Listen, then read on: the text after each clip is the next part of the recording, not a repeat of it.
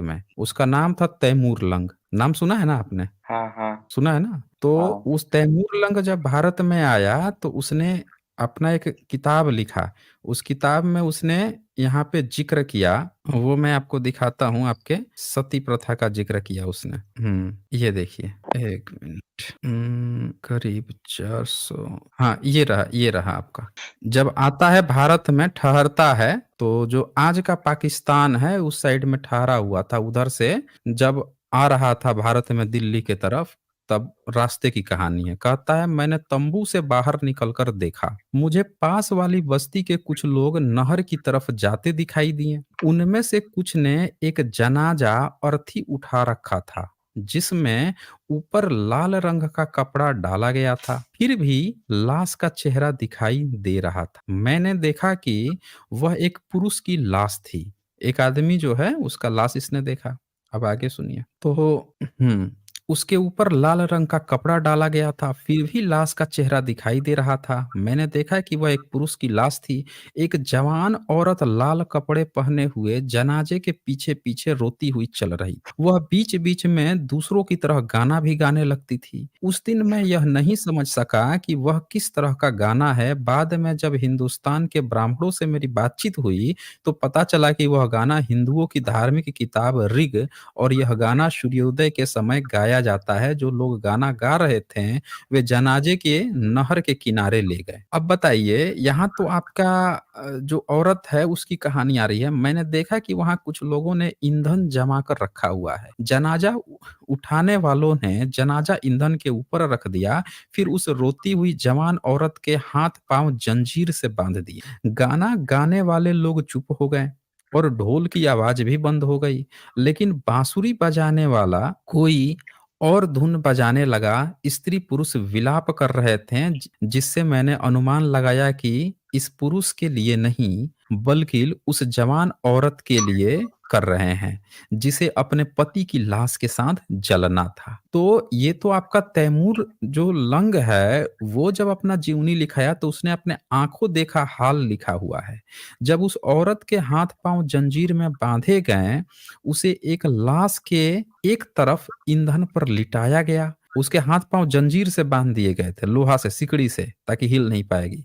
फिर ईंधन को आग दिखाई गई और वो पूरी तरह भड़क उठी। उस औरत की चीखें जंगल में गूंजने लगी। कुछ देर बाद हवा में जले हुए मांस की गंध फैलकर दिमाग पर छाने लगी।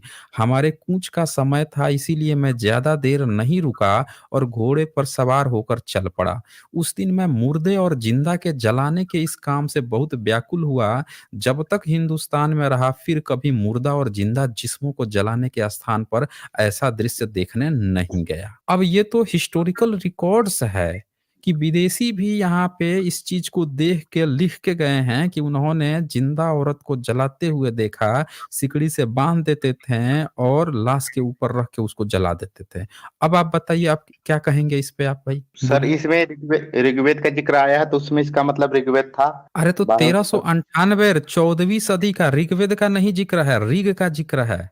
तो ऋग्वेद ऋग ही से ही तो बना है। अरे तो ऋग्वेद ऋग से मिला है तो इसको थोड़े पता था कि औरत क्या गा रही है। वो तो ये लिख रहा है ना कि बाद में हिंदुस्तान के ब्राह्मणों से मेरी बातचीत हुई। बाद में जब हिंदुस्तान के ब्राह्मणों से मेरी बातचीत हुई तो पता चला वह गाना हिंदुओं की धार्मिक किताब ऋग, और यह गाना सूर्योदय के समय गाया जाता है। तो ये ब्राह्मण कह रहा है ना उससे कि ऋग का गाना गा रही थी, और ये तो थोड़े सर समझ पाया कि औरत कौन सा गाना गा। सुन लीजिए, पहले क्लियर एक बात बता दूं। ब्राह्मण हमेशा ही झूठ बोला है किसी से भी। ब्राह्मण से जब किसी ने पूछा तो ब्राह्मण क्या कहा कि भाई देखो, ये ना ये हमारे धर्म की बात कर रहे हैं, ये हमारे विष्णु हैं। वो बुद्ध की भी मूर्ति, बुद्धिस्टों की भी मूर्ति को अपना विष्णु बताने लगा, अपना शिव बताने लगा। तो इसने कभी ये नहीं लिखा कि उस औरत से या वहां के लोगों ने ये चीज बताया। वो ये कह रहा है कि बाद में जब हिंदुस्तान के ब्राह्मणों से मेरी बातचीत हुई तो पता चला कि ब्राह्मण बता रहे थे उससे कि अरे वो ऋग्वेद का गाना गा, ऋग्वेद भी नहीं, ऋग का गाना गा रही थी। वेद शब्द नहीं आया है, ऋग का गाना गा रही थी। और ये गाना सूर्योदय के समय गाया जाता है। यहाँ वेद की चर्चा नहीं आई है भाई, ऋग्वेद। और ये बात पुष्टि किसने की? तो ब्राह्मण बोल रहा है ना, तो ब्राह्मण की बात हम लोग थोड़े मानते हैं। ब्राह्मण की बात नहीं मानते हैं ना। ब्राह्मण तो कुछ भी गप उड़ देगा, ब्राह्मण से जब किसी की बात होगी तो कुछ भी झूठ बोल देगा। जब चचनामा में जब हमला किया मोहम्मद बिन कासिम, तो ब्राह्मण तो किले से बाहर निकल के आके उससे कह रहा है कि ये जो स्तूप है इसको तोड़ दो, ये जो मंदिर खड़ा है इसको तोड़ दो, भविष्यवाणी है तुम ही जीतोगे, लेकिन पहले इसको तोड़ दो, इसका झंडा तोड़ दो, इसको गिरा दो। तो आपके ब्राह्मण तो यही काम करते थे ना। तो यहाँ कहने का मतलब जो मूल आपका प्रश्न था, होली की बात की, होली का आप लोग विरोध क्यों करते हो? भाई एक बात बताओ, यहाँ लाश को, जिंदा लाश जलाने की चर्चा आपके यहाँ है। ये बात एक विदेशी भी लिख के गया। तो जब आप जिंदा लाश को जलाने की बात करते हैं और आज जब आप हमें कहेंगे कि तुम होली मनाओ, हम होली मना लेंगे, हम लोग, कोई दिक्कत नहीं है।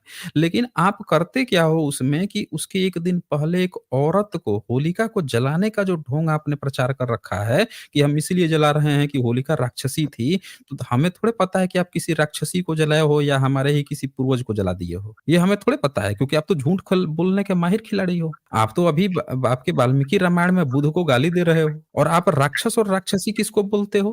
जरा यही आप बता दीजिए।